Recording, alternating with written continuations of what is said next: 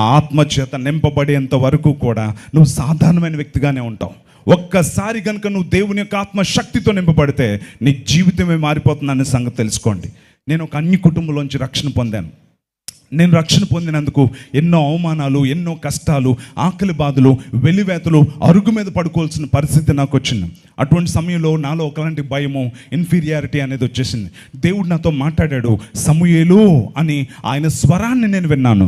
నేను నిన్ను ప్రపంచమంతా వాడుకుంటానని చెప్పి నా 7వ ఏట నేను యేసు ప్రభువుని తెలుసుకున్నప్పుడే దేవుడు నాతో మాట్లాడాడు. 10th క్లాస్లో నేను ట్యూషన్ కోసం ఒక అంకుల్ ఇంటో నేను ఉండేటప్పుడే దేవుడు నాతో మాట్లాడాడు, నేను నిన్ను ప్రపంచమంతా వాడుకుంటాను అని చెప్పి. కానీ నేను ఎదుర్కొన్న సమస్యలు ఇవన్నిటిని బట్టి నాలో భయము, సిగ్గు, ఇన్ఫీరియారిటీ అన్నీ కూడా నాలో నిండిపోయినాయి. అందుకోసం అని చెప్పి ఎవరైనా ఎదురుగా ఉంటే నేను మాట్లాడలేకపోయేవాడిని. ఎప్పుడు చూసినా తలదించుకొని ఇలాగే ఉండేవాడిని. ఎదురుగా ఒక వ్యక్తి ఉంటే ఆ వ్యక్తి కళ్ళల్లోనికి కళ్ళు పెట్టి కూడా నేను చూడలేకపోయేవాడిని. ఎందుకంటే అపవాది నాలో పిరికితనము గల ఆత్మను పెట్టేశాడు. నువ్వు అందరికంటే గొప్పవాడివి కాదు, నీకు తెలివి లేదు, జ్ఞానం లేదు, నువ్వు అలా మాట్లాడకూడదు అంటంతో ఎవరన్నా ఇంటికి వస్తే మాట్లాడేవాడిని కాదు. కిచెన్లో నుంచే వచ్చి కిచెన్ నుంచే బయటకు వెళ్ళిపోతూ ఉండేవాడిని. కానీ దేవుడు నా ఎడల తనకున్న ప్రణాళిక ఏంటో తెలుసా?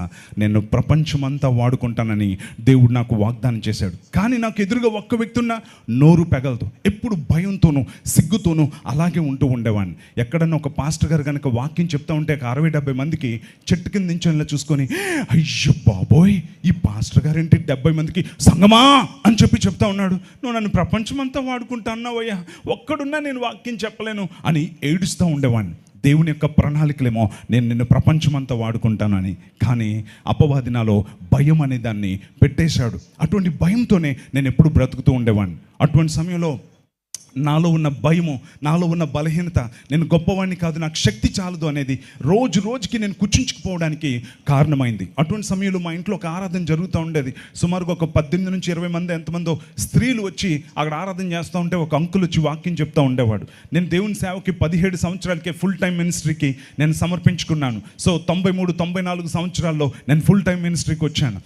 కానీ నా మినిస్ట్రీ ఏంటంటే, మా ఇంట్లో ఆరాధన జరుగుతూ ఉంటే ఆ పక్కన ఒక కాంగో ఉండేది. కాంగో ఒక అన్న వాయిస్తుంటే కాంగో వెనకాతల కింద నేను కంజరి వాయిస్తూ ఉండేవాడిని. ఎవడు వాయిస్తున్నాడు కూడా తెలియదు. జిగ్గి జిగ్గి జిగ్గి జిగ్గి జిగ్గి జిగ్గి సౌండ్ వస్తూ ఉండేదన్నమాట. అదే నా ఇంటర్నేషనల్ మినిస్ట్రీ, అదే గొప్ప పరిచర్యలో ఫీల్ అయిపోతూ ఉండేవాడిని అనమాట.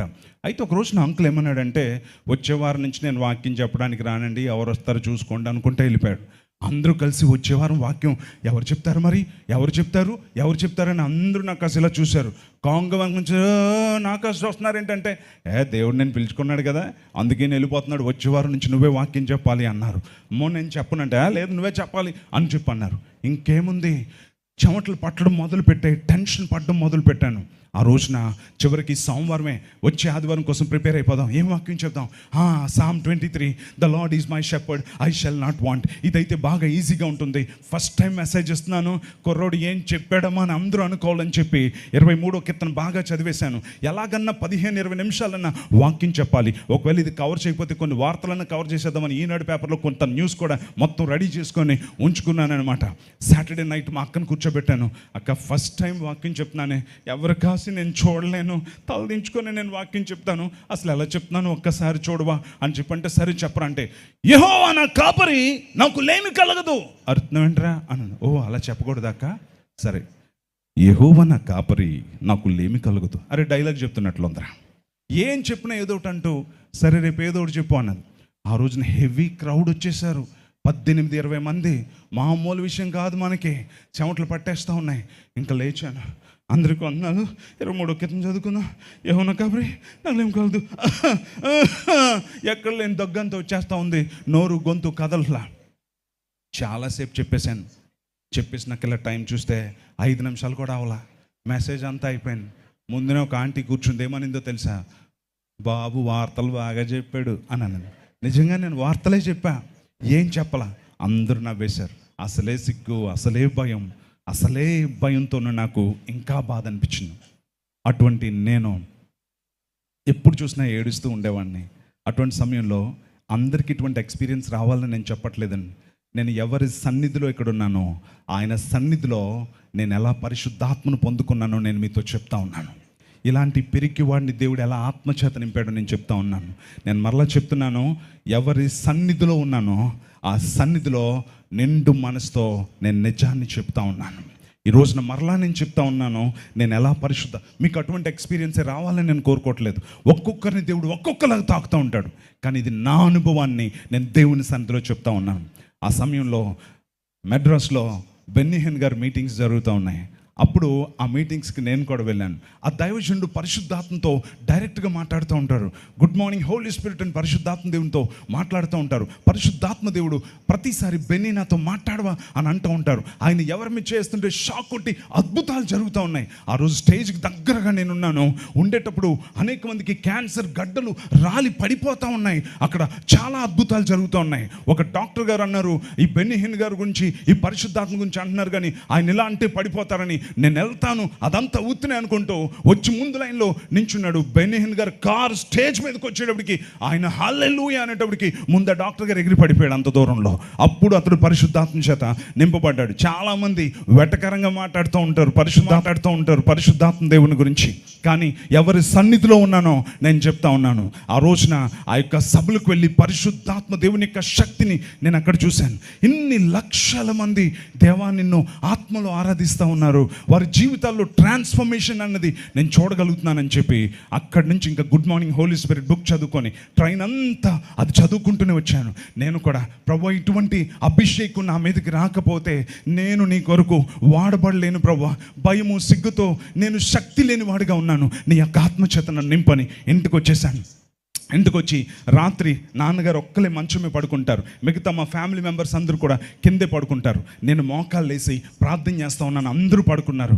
పడుకున్నప్పుడు నేను ప్రార్థన చేస్తూ, ప్రభువా ఈ రోజున నా చిన్న వయసు, సో నేను అలా అందరూ అడగాలని నేను అంటలా, ఇది నా వ్యక్తిగతమైన అభిప్రాయం. ప్రభువా నేను కూడా ఈ రోజున ఎంత ఎత్తును లేవాలి, నేను కూడా ఎవరైనా తాకితే నీ యొక్క ఆత్మ ద్వారా వారు శక్తితో నింపబడాలి, నన్ను నువ్వు అగ్నితో అభిషేకించు అని పరిశుద్ధాత్మను గురించి బైబిల్లో ఎక్కడెక్కడైతే వాక్యాలు ఉన్నాయో అవన్నీ చదివేసి ముద్దు పెట్టుకోవడం మొదలు పెట్టాను. అంచు దినములో మనుషులందరి మీద నా ఆత్మను కుమ్మరించేద్దాను. నేను నమ్ముతున్నాను ప్రభా, పెంతెకోస్తు పండుగ దినాన నీ ఆత్మ దిగి వచ్చింది ప్రభా, నేను నమ్ముతున్నానయ్యా, నన్ను నువ్వు అభిషేకించయ్యా అని పరిశుద్ధాత్మను గురించి ఉన్న ప్రతి వాక్యం చదివేసి ముద్దు పెట్టేసుకుంటా ఉన్నాను. నేను నమ్ముతున్నాను ఈరోజు నేను తెత్తు, నేను లేవాలి, నీ యొక్క ఆత్మను నేను ఆనందించాలి అని చెప్పి ప్రార్థన అయిపోయింది.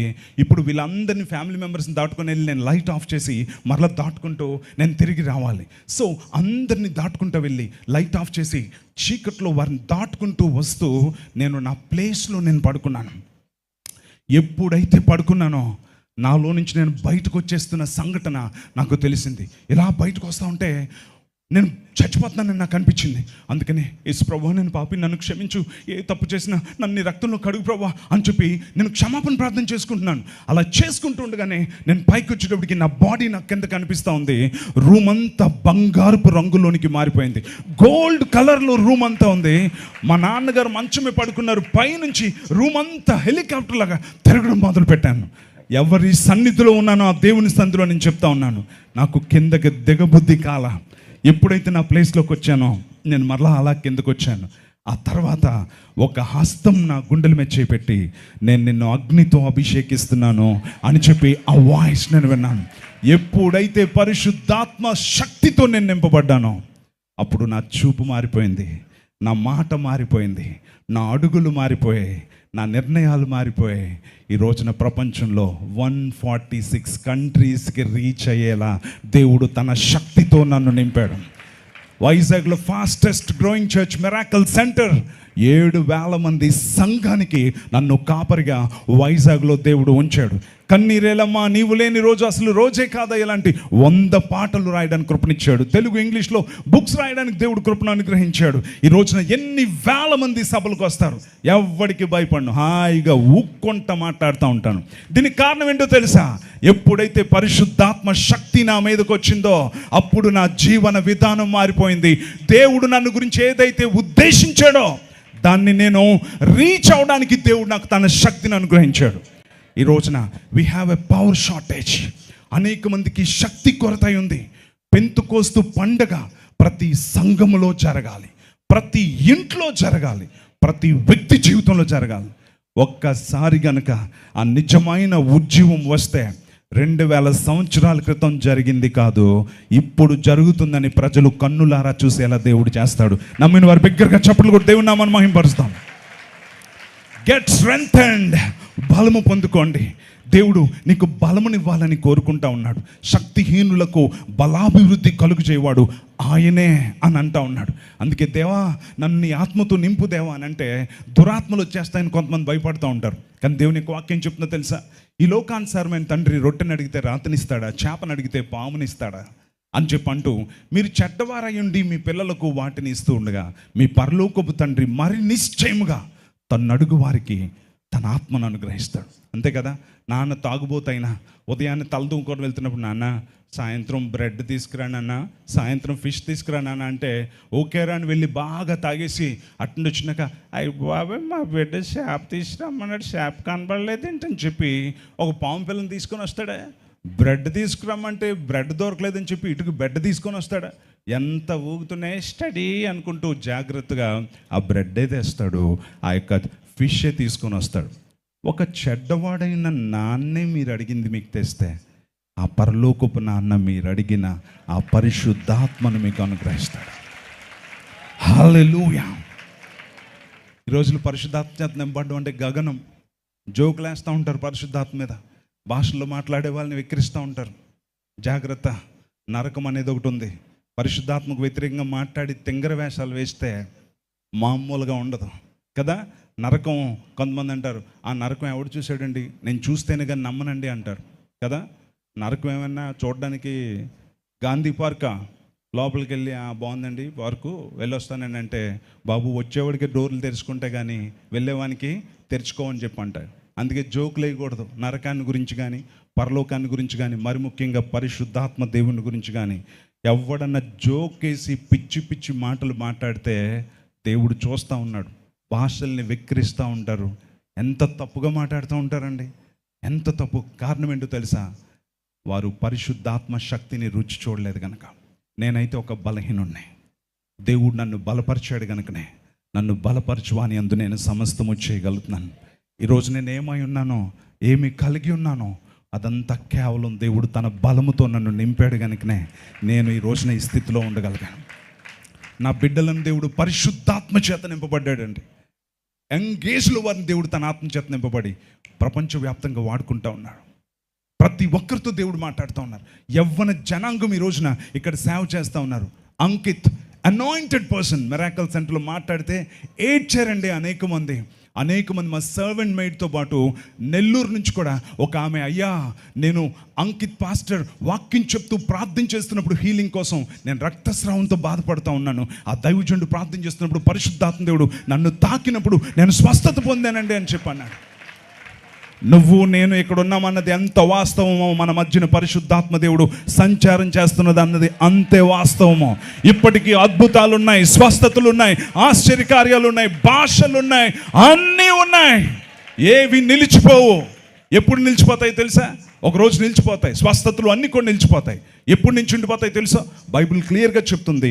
ఇప్పుడు మనము అద్దములో చూచున్నట్లు చూచుచున్నామో ఒక రోజున ముఖాముఖిగా చూస్తాము అని చెప్పి అంటా ఉంటాయి కదా. ఈ రోజున దేవుణ్ణి మనం అద్దంలో చూస్తున్నట్లుగా చూస్తూ ఉన్నాము కదా.